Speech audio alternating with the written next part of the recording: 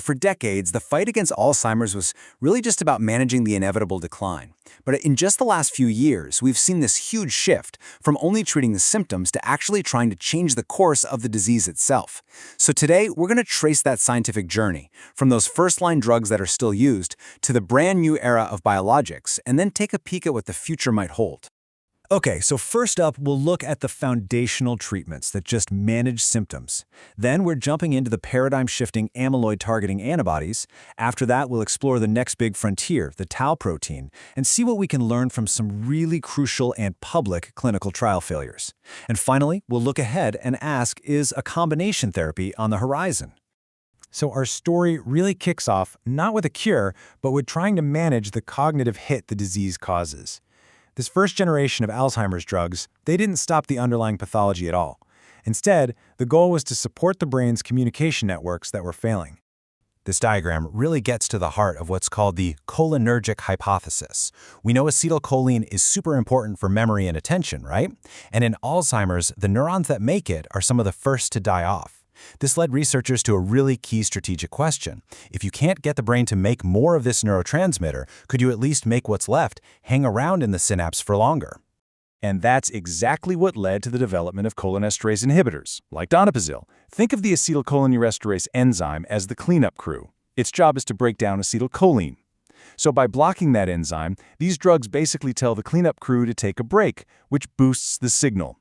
But here's the catch. The benefit is purely symptomatic, and it's temporary. It might delay cognitive decline by about 6 months, but it doesn't stop the actual neurons from dying. That's the key thing to remember.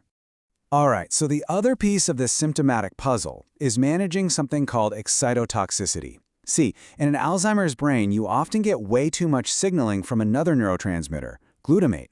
This overstimulates these things called NMDA receptors, leading to this huge toxic flood of calcium that can literally kill the neuron from the inside.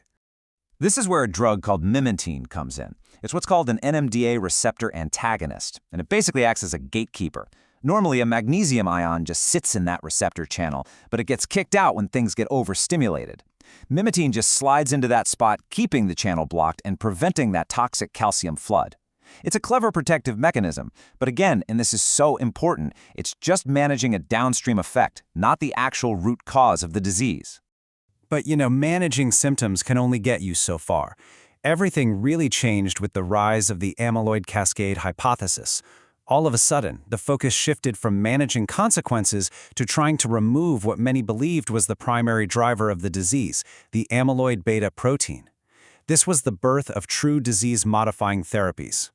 And this brings us right up to the modern monoclonal antibodies, lecanemab and donanemab. They're the frontrunners, but they're not the same, and you can see some key differences right here. Lecanemab targets the soluble amyloid protofibrils. These are the smaller, earlier clumps, while donanemab goes after the big, established plaques.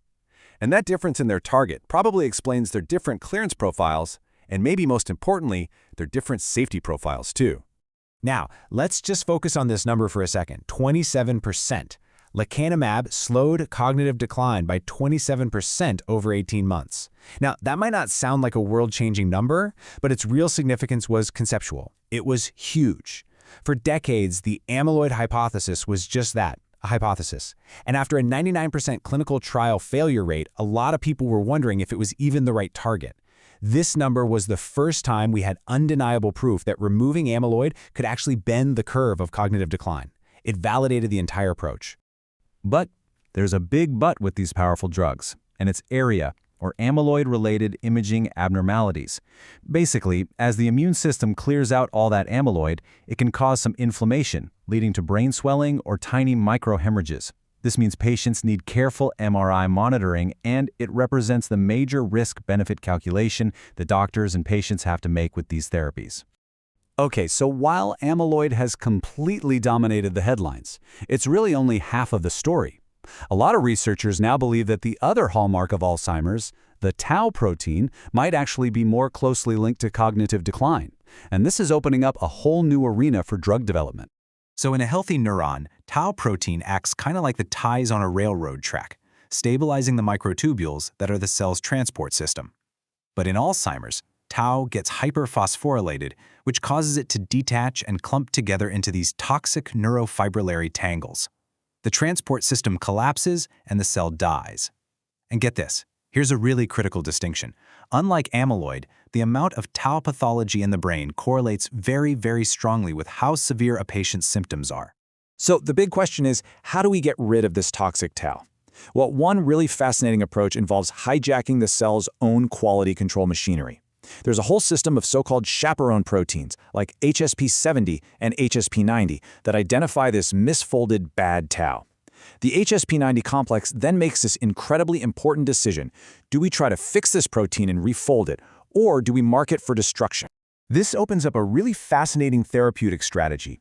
By using HSP90 inhibitors, we can basically push that decision towards degradation, towards getting rid of the bad tau. And the really amazing thing is that this seems to selectively target the toxic phosphorylated forms of tau while leaving the normal functional tau completely untouched. I mean, that's a much more elegant surgical approach than just wiping out all the tau protein in the brain. You know, progress in science is rarely a straight line, and in Alzheimer's research, the road is pretty much paved with failed clinical trials. But these aren't just setbacks. In a lot of ways, they are our most valuable sources of data, because they teach us not only what doesn't work, but more importantly, why it doesn't work. So let's take a look at a couple of big ones. Back in 2010, the trial for a drug called semaglutide was stopped cold because patients on the drug actually got worse. The lesson there? The enzyme it blocked, gamma secretase, had a bunch of other critical jobs in the brain. You can't just use a sledgehammer. Specificity is everything. More recently, semaglutide, which you might know from diabetes and weight loss, failed to show a benefit. This taught us that while targeting general metabolic health is a good idea, it may not be powerful enough to fight the specific, aggressive fire already raging in the brain. This quote from Dr. Howard Phillott really sums up the modern perspective. The semaglutide trial, for instance, wasn't just another amyloid drug. It was going after metabolic and inflammatory pathways. And its failure, while yeah, it's disappointing, it reinforces this critical lesson. We have to move beyond a single target and really embrace the full, complex pathobiology of Alzheimer's disease. So if targeting a single pathway just isn't enough, where do we go from here? Well, the emerging consensus is pointing toward a strategy that has already completely transformed fields like oncology and HIV: combination therapy. Just take a look at this pipeline for 2025. The key takeaway here is the sheer diversity of what's being targeted. Of course, you see drugs aimed at amyloid and tau, but look closer. You've also got agents targeting neuroinflammation, synaptic plasticity, metabolism. The field is no longer betting on a single horse. It's diversifying to attack the disease from every possible angle. And this really gets to the heart of it. Alzheimer's is a complex, multifactorial disease. It's amyloid, and it's tau, and it's inflammation, and it's synaptic failure. So it only makes sense that an effective treatment will also need to be multifactorial, a cocktail of drugs hitting different pathways all at the same time. So that leaves us with this final, really thought-provoking question. Are we still on the hunt for a single magic bullet to stop Alzheimer's in its tracks? Or is the future of treatment less about that one revolutionary drug and more about the painstaking work of figuring out the right cocktail of therapies for the right patient at exactly the right time?